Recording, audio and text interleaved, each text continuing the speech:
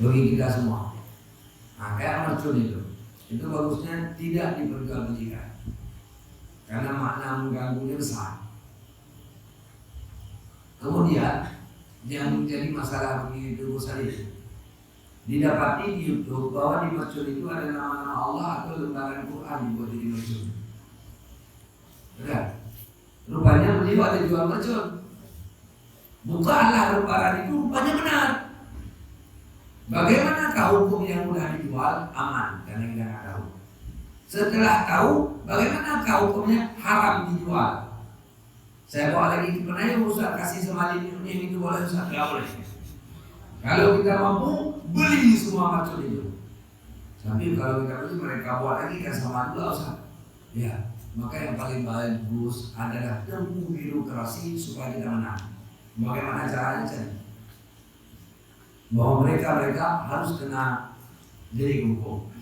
Sudah. Bagi kita bagaimana caranya? Kalau dibakar jadi muncul lagi Ustaz.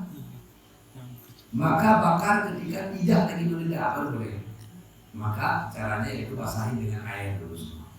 Atau basahi dengan minyak kemudian dibakar supaya tidak meledak. Begitulah mereka lecehkan kita. Ini kan sebenarnya masih pelecehan doon itu kan. Pernah SD kita gambar bayangan ayah orang. Ya kau dia hukum. Kalau itu kejadiannya.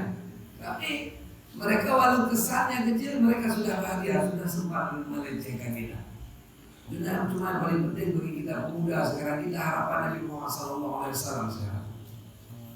Kita wakil-wakil Muslim di Aceh, di Indonesia, di dunia sekarang. Kita semuanya. Maka jangan memajukan program kafir.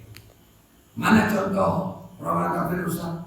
Seks bebas, walau pacaran. Mana program kafir Ustaz? Cinta musik, walau dengan rockman, buang. Mana program kafir Ustaz? Lale sama PUBG Pokemon. Jadi coba kita lawan. Lale kita kalau bisa dengan baca Quran, baca buku yang manfaat. Kalau nggak ada obat lale datang ke sini juga boleh. Saya suruh nyangkong, bisa. Jadi mari kita, jangan kita masuk dalam program kafir.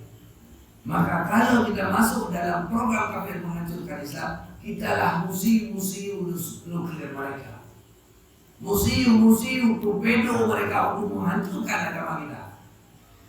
Doa kita.